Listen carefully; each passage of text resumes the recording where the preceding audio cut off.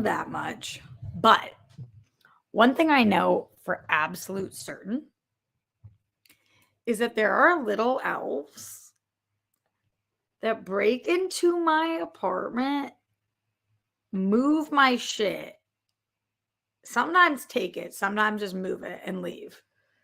Like, the way that nothing is where I put it, or like I know I'll have 2 socks in the dryer or in the washing machine and then only one of them makes it to the dryer and the other one's gone. They're fucking gnomes, man. And if they're coming for me, they're coming for you. Be afraid, be very fucking afraid. Like, what the fuck? Why can't I ever find anything that's put anywhere? And I feel like I usually have a head that's pretty attached to my body, but sometimes I think I'm just like doing too much. And it's just like, what the fucking fuck? This makeup palette I was just looking for 20 minutes. And I found it somewhere that was like, I didn't put it there. But that doesn't mean it didn't fall, and then I didn't kick it. Like, it was under my nightstand. And it's like, did you fall off my nightstand and then I kicked it and didn't notice any of those things? How? Anyway, welcome back to Live at the Roxy. I am getting ready because after this, I am going to drive to meet the World Girls. We're getting a call. I feel like it's a solicitor, but let's just see just in case. Hello?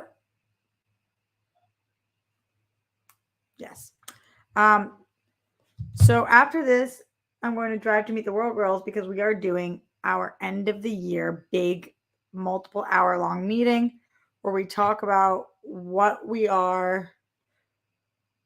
our plans for next year are, what we want to do with the Patreon, what we want to do with the podcast, what we want to do with the IRLs, what we want to do with new things, what we want to not do, what we want to do with merch, what we want to do about the calendar, what we want to do, what we want to do, what we want to do. By the way, who's gotten their calendar so far? Anybody? Let me know.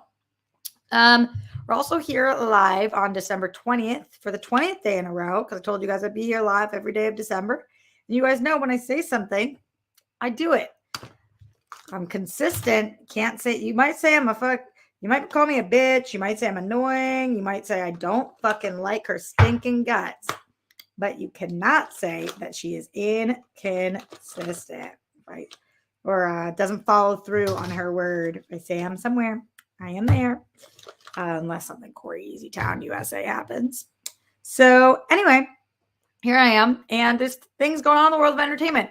Harvey Weinstein, still a piece of shit, was convicted yet again today on 3 more counts. We'll talk about that. Ray Fisher, not happy with James Gunn. At least that's what the tweets seem to be alluding to. I feel like alluding is a soft word there. It's pretty much what the tweets were saying. And I feel so conflicted because I really like Ray Fisher and I really like James Gunn. And Chris Harrison's doing a new podcast. I think it's called like the most dramatic podcast of all time. And I'm like, how are people feeling about Chris Harrison? People clamoring for Chris Harrison again? I just kind of like, this is mean, but I kind of had forgotten about him, which probably is why he's doing a podcast. Like, don't you forget about me. Don't.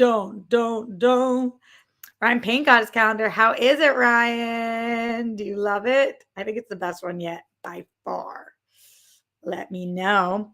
We only sent them out on Friday, so people who are getting them, you're getting them nice and quickly, which is really good. Send in Streamlabs, streamlabs.com/Roxy Stryer. Thank you for being here. Let's start by talking a little bit about Harvey Weinstein. Today, I'm doing my makeup. I do my makeup sometimes when I do the show. I'm sorry if that's insensitive to some people. It's not that I don't take any of these topics extremely seriously. This is, of course, extremely serious. It's just part of what I do on my show. So if it's the first time you're coming in and you're like, why the fuck is she doing her makeup while she's talking about Harvey Weinstein and rape victims, survivors?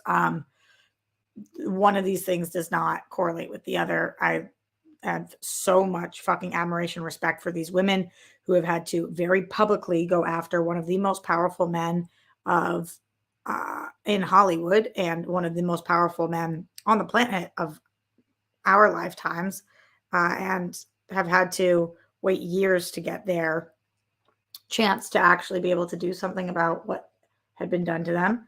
And so we had other trial. Now this trial, he was on, there were 6 different things he was charged with, but there were 3 convictions after today. One of them was for rape. 2 of them were for sexual battery. Shit, sorry, YouTube. I know I'm not supposed to say that word. I don't understand why YouTube is like, some words you can say, some words you can't say. I don't fucking get it, but that means they'll demonetize the whole show. Send in Streamlabs. It's not like I make much money off of them demonetizing my show anyway. What, like 15 cents? It is what it is. But so it's 3 counts, 2 counts of sexual assault and 1 of the R word. 3 counts were unable to reach a verdict. And one of those counts, I didn't know this, was including Gavin Newsom's wife, which I have not looked into enough to know what exactly was there. It's a bummer that there wasn't enough to reach a verdict, because that doesn't mean that it didn't happen. That doesn't mean, it means, you know, a lot of the statements are being like, a victory for one is a victory for all. But if you're one of those 3, you're probably sitting there feeling very effing frustrated. And also glad that some things worked, but like, yeah. But that R count really fucking matters, because this man is going to be remembered in history as a big R word. And that is how he deserves to be remembered. Not for his movies, and not for, you know, they say like, you are not who you are. You shouldn't judge people based on who they are on their worst day. This wasn't his worst day. This is who he was. This is years and years of torturing people, holding rolls over their head, using his position of power, using his privilege, assaulting so many people. This is who he was. I hope he fucking rots for the rest of his life. I know he's appealing the original court case. I hope he builds up his own hope, appeals, and I never wish the worst on people. It's just not who I am. I wish the fucking worst on this man. I wish the worst on him. This is who he is, and this is what you fucking get. You fucking fuck. So very happy that at least 3 of these were convictions today. And I feel like we actually, people are pretty silent about Harvey Weinstein. I mean, it's a big day that he was convicted of 3 more crimes. And I haven't heard anybody talk about this. So when I saw it, Hollywood Reporter sent an email, and I was like, I'm going to fucking talk about that, because that feels like a win today. A little win because of all the fucked up things, but we will fucking take it. Streamlabs.com/Roxy Stryer on this December 20th, the 20th day in a row, December 20th. We're losing our fucking minds. December 20th. That's the name of the show. December 20th. We're not too hard to find. We have 1 Streamlab of the day so far. Mel Byrne. Yes, Mel, for leaving me not Streamlabs-less.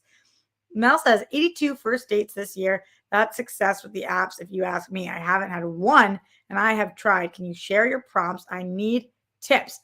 I've only gone on 4 dates this year from apps. So the first one was from that first app, that like Locks Club app that I'm on, and the first 2, and then the second 2 were from this Hinge one.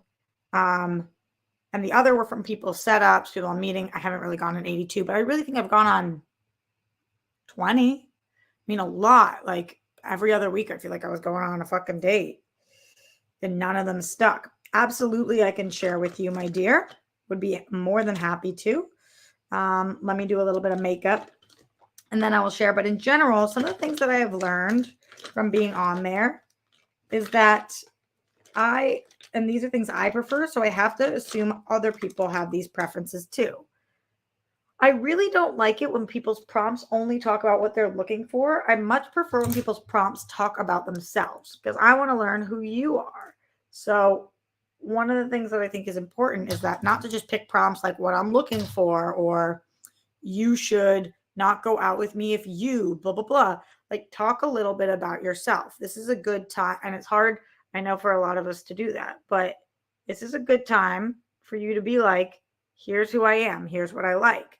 And hopefully that will make people know who you are a bit more and encourage them to be like, oh, not only do I like that thing she likes, but also this woman has a strong sense of self. She knows who she is. Yes, it's really good to know what you want, but hopefully their profile, if you swipe on it, presumably you think you want them, right? I don't think you need to, in your thing, say all the things you're looking for in a guy, or vice versa to whoever is listening to this advice, because this advice for everybody. Say who you are. Try to paint a picture of who you are, and lead with your best foot forward. So pick your strengths. What do you think makes you different, and what do you think is attractive about yourself? I know that's really hard to think about, but those are kinds of things that I do. So let's go through and share. Feel free to share your own. Also, if you have any other questions about this or anything you want to talk about, streamlabs.com/RoxyStrider. I'll only be here probably for about 10 more minutes. So get them in now. So the first prompt that I picked, profile view. Okay. It says, never have I ever. I think this is a really cute, fun one to pick because it's talking about yourself, but you're sharing something you haven't done. And that is a good way to lead into conversations with people because they might want to try that thing with you or, ask you why you haven't tried it. This is one that people comment on mine all the time. So I said, never have I ever tried coffee, which if you knew me would be more surprising than Vader being Luke's daddy. So in that response, what I'm trying to do is teach them a little bit about myself in two ways. Number one, it's true. I've never tried coffee. But I feel like that's surprising about my personality. So then I throw in a Star Wars reference because I'm nerdy. So in this, they know that I've never tried coffee, but I'm energetic. You can read through the lines and think that I'm energetic. And then I make a Star Wars reference. Now, what they don't know is that I don't remember anything about movies, but you guys know I fucking love Star Wars. I just don't remember anything about movies. But so I make a Star Wars reference because I'm showing I'm nerdy, which I am. You guys know I love DC. I love Star Wars. I love Marvel. I love nerdy shit. But I'm also saying that I haven't tried coffee. My next one is, all I ask is that you, and then this is my one about the other person, but really I'm saying something about myself here. So it's not like all that I ask is you like walks on the beach or whatever. I'm saying all I ask is you aren't a vegan. Using this one to show that I am not a vegan. And also, you guys know that is like a fucking weird ass deal breaker for me. So I put it right in my prompt with a big slab of meat emoji next to it. But I do think this says a lot about me. And then my last one is, the one thing you should know about me is I bleed Boston. Don't come at me with this Brady isn't the GOAT nonsense. Eye roll emoji. So those are my 3 prompts. Hopefully that helps a little bit. Try to keep it to as much about you as possible. And if you have like a deal breaker, you could add that in there, but you don't want 3 prompts about what you're looking for the other person. You really want to do the best to show who you are. Okay, let's go into the Streamlabs, streamlabs.com/RoxyStrider. Hopefully that helps a little, Mel. You fucking got this, babe. Okay. In the Streamlabs, Ash says, whoa, your title shocked me. I never would have expected that. This is brand new information. What's my title? Harvey Weinstein's still a piece of shit. Yeah. Well, it's very new. It's crazy. Who would have guessed? I thought it was a fitting title, though. And you know what? Honestly, the Ray Fisher story is a bigger story, but I didn't want to put it in a title because I really don't even know what to say about this situation. I'm really bummed. So Ray Fisher hasn't been talking about what's going on with James Gunn and Zaslav and Safran. And I have been checking every day on his Twitter because I want to know what he's going to say with this whole A over E and how he felt about it. So yesterday, this is what Ray Fisher had to say. Ray Fisher tweeted out, and he said, the way at James Gunn uses fake grace on Twitter is really funny. Him going to bat for Joss Whedon, pseudo-apologizing for it, and then deleting it immediately before taking his new DC job is not. Refusing to apologize for toxic behavior seems to be a job requirement for WB/DC. So then I was like, okay, what is he talking about? And then there's all these screenshots. So I guess Variety tweeted an article that said Ray Fisher accuses Joss Whedon of abusive, unprofessional behavior on Justice League. Then Alan Tudyk quote tweeted that and said, wasn't there, but I have known Joss for 17 years. I honestly can't even imagine. I can't even imagine it. And I have a pretty good imagination. So Alan Tudyk clearly questioning Ray Fisher. So obviously that's not a great thing to do. So Ray Fisher quote tweeted it or tweeted a screenshot of that and said, cool, now do this one at James Gunn. I don't really know what that, like, I'm missing a part of the story of why that has to do with James Gunn, but maybe James Gunn was on an apology tour. I don't know. But James Gunn responded to Ray Fisher. This is on February 15th, 2022, and said, you got it. Shortly after Alan tweeted this, he apologized for commenting on a situation he knew nothing about. I read what Alan said and I thought, damn, he's right. It was something I knew nothing about and I shouldn't have liked the tweet. Oh, so James Gunn must have liked that tweet and then now he's apologizing for liking that tweet to Ray Fisher. Ray Fisher then quote tweeted that and said, thank you, James Gunn. And then it seems as if James Gunn deleted that tweet apologizing to Ray Fisher about that at some point. So that's all screenshot in this. But James Gunn then responds to Ray Fisher's tweet that he tweeted out yesterday and said, all my tweets automatically delete every few months, right? It has nothing to do with my tweets to you. And then, of course, people started bringing up the reason that he was fired from Disney originally and what kind of shitty tweets that he needs to delete it. The truth is, it's just smart business to delete your tweets. Not everything ages well. You don't want to be held to everything when you work in the entertainment industry, even if you're trying to get jobs and like one of your tweets is about how a movie's not good and then that person's on it, whatever. I get deleting your tweets. It makes perfect fucking sense to me. So I hear him when he says that all of his tweets are deleted. I am curious what is going to happen here, because obviously, if you're not keeping Henry Cavill, there's no way we're getting Ray Fisher's Cyborg in this Justice League. I can't picture a world.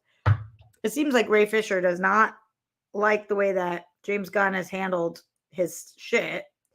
But I don't really know other than that. Like they kind of talked about in there, and like I guess Alan Tudyk said, should we really speak on things we don't know about?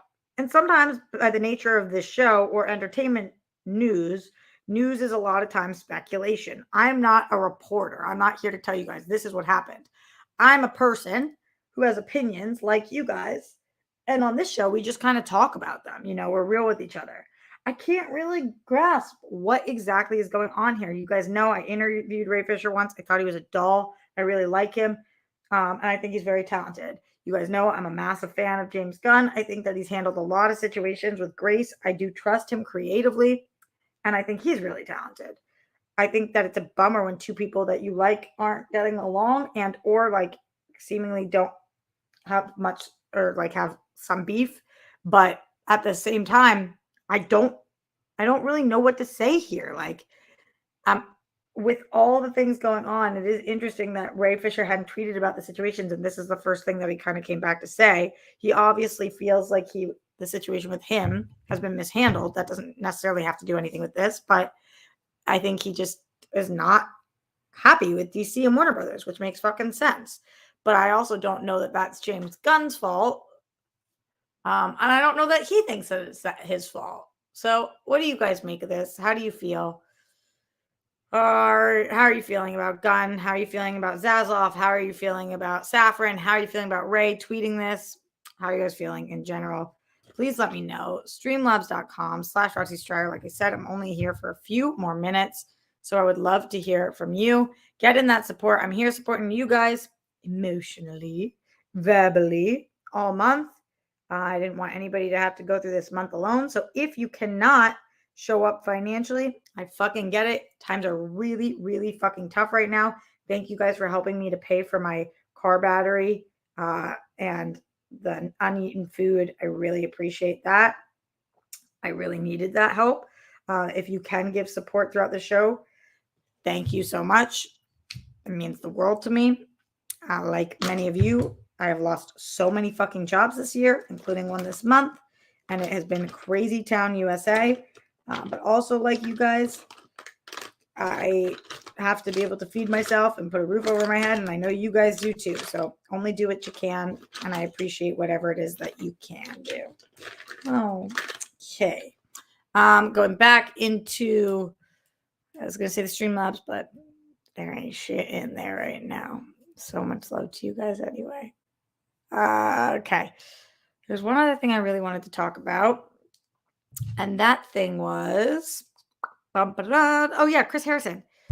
How you guys, do you guys give a fuck about this? I know a lot of you guys don't watch The Bachelor. For those of you guys who don't remember, Chris Harrison was, the word is not canceled, but he was like settled leaving The Bachelor. He was paid millions of dollars to leave The Bachelor franchise after there was a situation in which him and I think it was Rachel Lindsay, the first Black Bachelorette, there was whatever it was that Chris Harrison said, and I don't remember. I remember at the time, but I don't remember. Whatever it was, the world had deemed it to be not racially sensitive, and he essentially lost his job, even though he got a huge payday for it. Then, now he's coming out with this podcast that alludes to The Bachelor, but I guess it's more of like it's with iHeartRadio. It's like a love and relationship podcast. What do you guys think about Chris Harrison right now? Like, what is enough time to be okay with somebody again? Do you think that, is there a world in which you think The Bachelor would bring him back? Would you want to see that? Do you give a flying fuck about him? See, the Gnomes came and they took something else of mine. Where the fuck is my pressed powder? Gnomes, where the fuck did you put it? Gnome. I can't find it right now. Maybe they put it somewhere random, or maybe it was myself. What sweater are you rocking? Oh, it's my Broadway Video sweatshirt. I love Broadway Video. My family works there. A lot of my family. And my aunt sent this to me because she's the best person on the planet. I have a lot of family that I don't get along with. So it's always so not, you guys know my immediate family I rock with all the time, but it's so nice to have family that you like really not just love, but like. And I love her with my whole heart, but also I just really fucking like her. She's the best. She sends me these little care packages. And this one, she actually sent me another Broadway Video sweatshirt recently that's maroon. And she sent 2 for the World Girls too, which was so fucking cute. Very much appreciated. So that, hi, my loves. Just singing randomly. Do you guys give a shit about Chris Harrison or not? Let us know. Okay. Well, without further ado, and no more Streamlabs and no super chats and times being tough, I'm going to get the fuck out of here. Hopefully it helps with some of the things about my dating app. We can talk more about that soon. I'll be back tomorrow. For here, first I'm going to go in the morning. I got to go tape The Big Thing. Then after that, I'm going to tape an episode of this. And then after that, I've got the World Girls. So I'll see you guys all around. Yeah. So much love to you guys. Much, much love. Stay safe, stay sane, put down to it. See, we don't want this buffoons. Don't tremble with the Holocaust, justice for all the people who lost their lives due to excessive force. My body, my choice. Wherever you're on the rainbow, we love you. Golden sparkles. We stand with the women of Iran. Expanding on golden sparkles for a second, Glenn, we're thinking about you every second of every day. Happy Hanukkah to all. And for all of you who are giving me little Hanukkah presents for supporting me during this time, again, shout out today to Ash and Mel for being the 2 in the chat or in the Streamlabs. Thank you for those little Hanukkah gifts. And yeah, I hope that those of you who celebrate are celebrating hard. Much love, my friends, and I will see you tomorrow all over the place, but right here live at the Roxy.